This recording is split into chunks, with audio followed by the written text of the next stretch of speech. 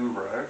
I thought I'd tell you today about the history of President Roosevelt, the war president of World War II, and the pastime of philately, that is the study of stamps, and fascination in World War II among espionage experts with a new fashion of encryption known as the microdot. The microdot was a very tiny message that was sent, communicated to one's allies or indeed one's enemies, and it was a type of coded message that had its ascension into espionage via the carrier pigeon. They started with little messages with carrier pigeons tied around their leg in World War I, and then in World War II they started to use an encrypted microdot. It's a very tiny message that could only be read with a very powerful magnifying glass. Okay, so what happened was that it was noted that the edge of stamps, philately stamps, had borders. And these borders were not unlike, say, a picture frame border. And they often, in philately, it was noticed that stamps would have a kind of upside down V shape, a bit like a mountain has that have a V shape, and a mountain has an upside down V shape, yeah? So you have a series of, say, V shapes going across a stamp, yeah? And it was noted that it was similar to, say, a mountain in a mountain range, because they have a peak, don't they? And it was similar to, let's say, the surface of an ocean. You'll notice that in an ocean, when children draw oceans, the ocean surface, it kind of goes like that, doesn't it? So you had this pattern that represented a border and a stamp, but it was also noted that oceans represented a demarcation in borders. Very few nation states thought about the ocean when they were talking about a border, because the ocean itself was the border. And the same in Europe and many parts of the world as well, that mountain ranges often demarcated the borders between nation states.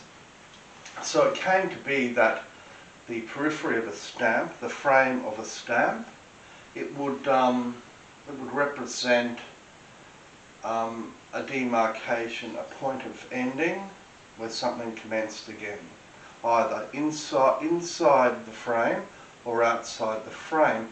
And likewise, this was how we viewed nation states or countries, yeah?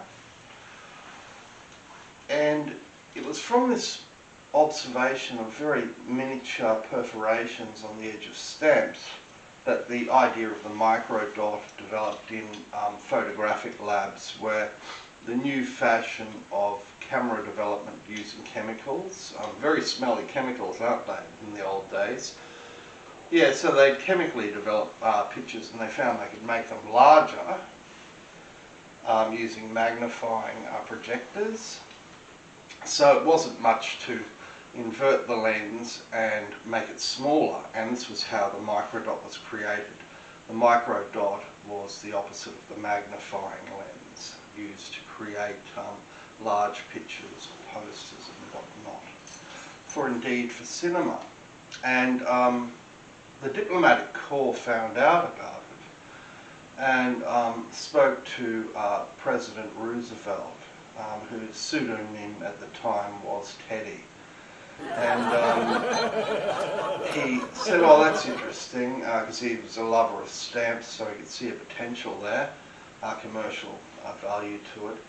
And so he agreed to meet a person named Mister Popov, who had a relationship with people who were working on microdots, And he himself, Mr. Popov, had observed microdots in magazines and newspapers on occasion, and had had them blown up and found messages in them.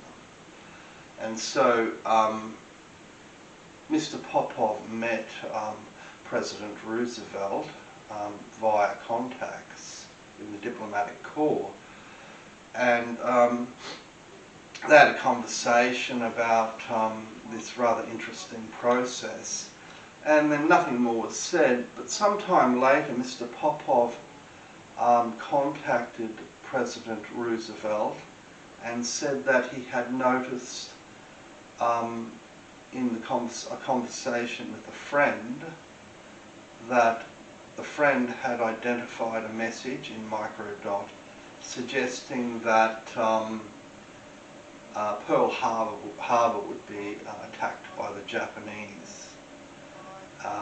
And so Roosevelt thought, oh, that's rather interesting, but what can you really say? Because World War II hadn't commenced at that point. It was just before the commencement of the war. And although the warning was there, the actual organisation destined to deal with that sort of problem, the Central Intelligence Agency, acronym CIA, they hadn't been fully formed at that point. Mr. Hoover, he had not fully designed the organisational management of the Central Intelligence Agency at that point. So nothing more was said about it, and within a short time, within a matter of weeks, in fact, the Japanese had indeed attacked Pearl Harbour with an armada of bombers, Japanese Zeros carrying bombs. And that was the commencement of World War II. That's how it started, officially anyway. There were other things that happened prior to that point in time that signalled that war was likely. However, until that point in time, war had not been declared. It's a rather interesting story, isn't it? And you can kind of see how the miniature, the micro, of the microdot became the message that would start the war, and how a stamp is a microcosm, a tiny representation of a border pattern, and the border patterns we have around frames, they're like a mezzo, they're slightly larger, aren't they? And then we have actual borders, mountain ranges and oceans. And they represent the nature of a border as well, a border between nation states. Now I thought I'd sing for you the old Russell Morris song tune, Wings of an Eagle, and I'd slightly revise it to make it sound somewhat different. And I think you can still pick out the tune though, but it's somewhat different, yeah? Anyway, it's a rather interesting story, so on to the song now, eh?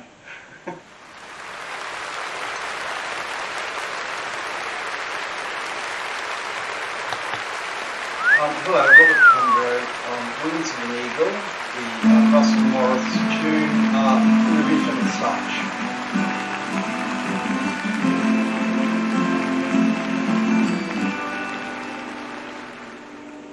Well, I'm looking out on an overcast sky in the morning. I can hear the warning as it calls to you.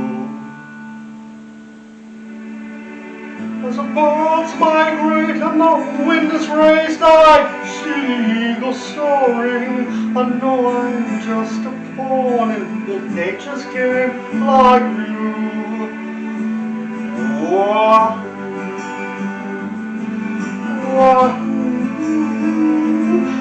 wahoo.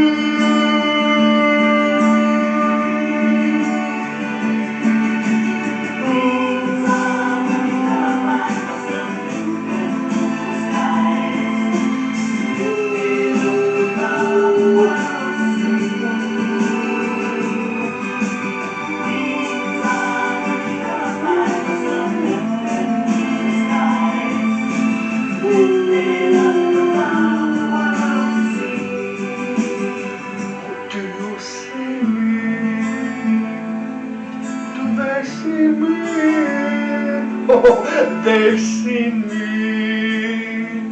Can you see me? As the days grow long and the nights are old, the changing of the seasons and the falling autumn leaves, they bring me down. They bring me down. They bring me down. Oh, down.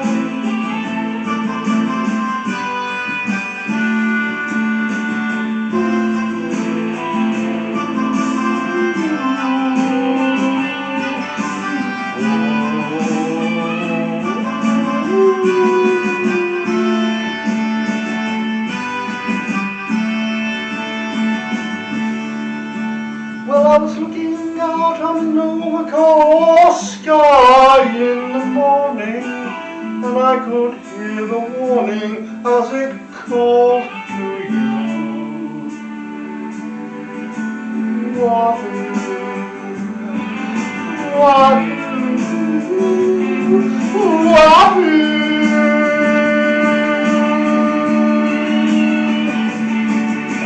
Thanks very much, Robert Pembroke, vision of Wings of an Eagle, Russell Morris. Cheers, see you later.